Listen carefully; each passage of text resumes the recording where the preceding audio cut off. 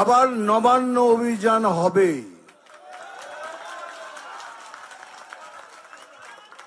আর সেই অভিযানে আমি থাকব। কিন্তু এই অভিযান আমি খুব জোর করে বলছি, এটা নিশ্চয়ই নবান্নতে পৌঁছবে। কিন্তু এই অভিযান ওই ব্রিজের কাছে গিয়ে থেমে যাবে না। এই অভিযান ওই নবান্নর 14 তলায় গিয়েই থামবে। এখন ওরা ওয়াটার ক্যানন চালিয়েছে, টিয়ার গ্যাস চালিয়েছে, কালকে গুলিও চালাবে। সেজন্য আমার সমস্ত বিজেপি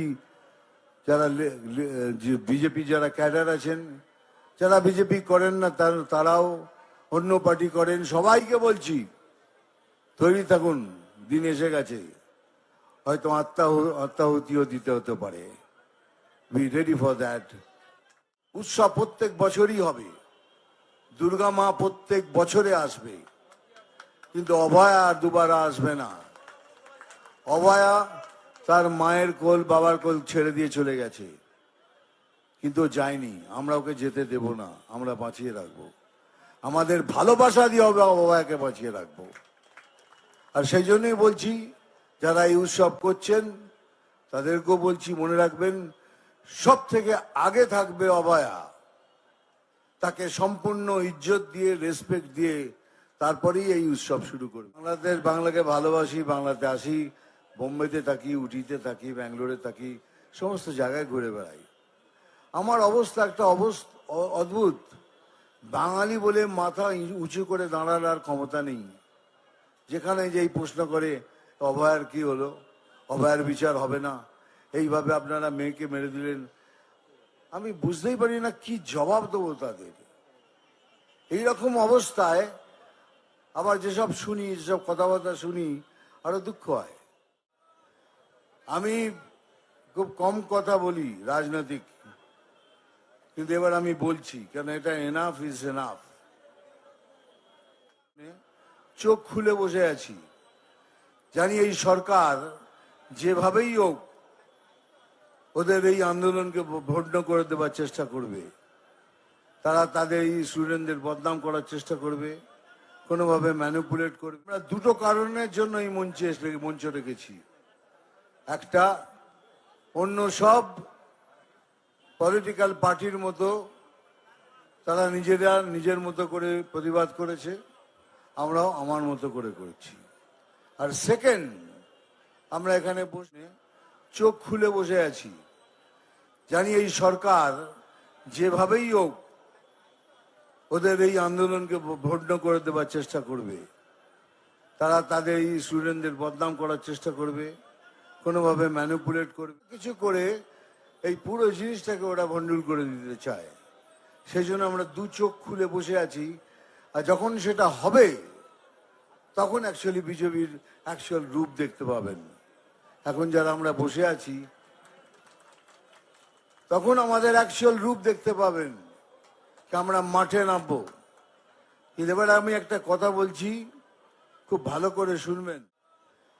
আমি খুব কম কথা বলি রাজনৈতিক, কিন্তু এবার আমি বলছি, কেন এটা এনাফ ইজ এনাফ। আমি বলছি কে আবার নবান্ন অভিযান হবে।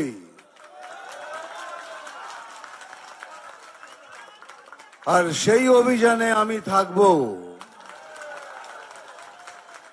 কিন্তু এই অভিযান আমি খুব জোর করে বলছি, এটা নিশ্চয়ই নবান্নতে পৌঁছবে। কিন্তু এই অভিযান ওই ব্রিজের কাছে গিয়ে থেমে যাবে না। এই অভিযান ওই নবান্নর 14 তলায় গিয়েই থামবে। এখন ওরা ওয়াটার ক্যানন চালিয়েছে, টিয়ার গ্যাস চালিয়েছে, কালকে গুলিও চালাবে। সেজন্য আমার সমস্ত বিজেপি যারা ক্যাডার আছেন, যারা বিজেপি করেন না তারাও অন্য পার্টি করেন, সবাইকে বলছি তৈরি থাকুন, দিন এসে গেছে, হয়তো আত্মাহুতিও দিতে হতে পারে। Be ready for that. Time has come. Thank you very much. এই ধরনই চাই।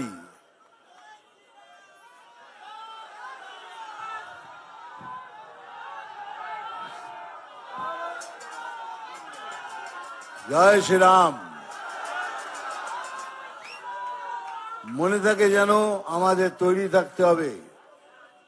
ওই তৈরিটা মানেই হলো এই, ওরা গুলি চালাবে, আমরা সামনে থাকবো, দেখি কত গুলি চলে। কিন্তু এই অভিযান 14 তলার নবান্নে গিয়েই থামবে, তার আগে থামবে না।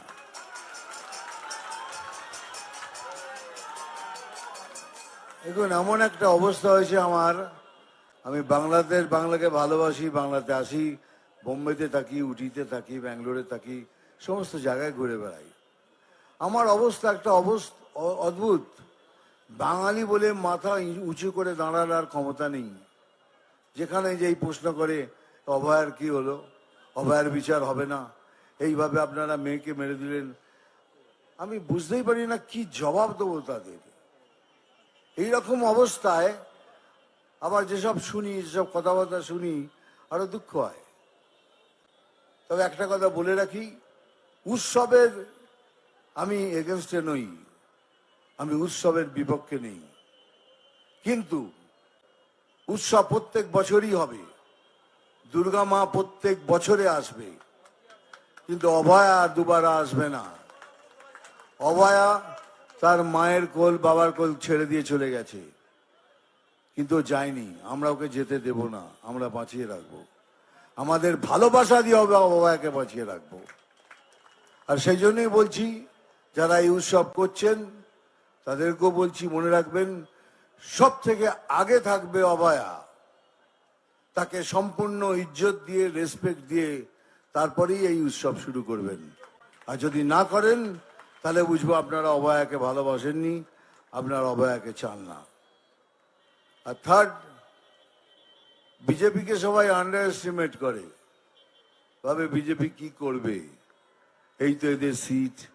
আমরা কিন্তু ভালো করে দেখবেন না, আমরা কোথাও হারিনি এখন, আমরা কিন্তু ধীরে ধীরে ধীরে ধীরে ধীরে ধীরে জিতে আসছি। হ্যাঁ, হয়তো আমাদের ভাবনা চিন্তা একটু ভুল হয়েছিল, একটু লোভ বেশি ছিল, কিন্তু আমরা হারিনি কোথাও। We are still growing.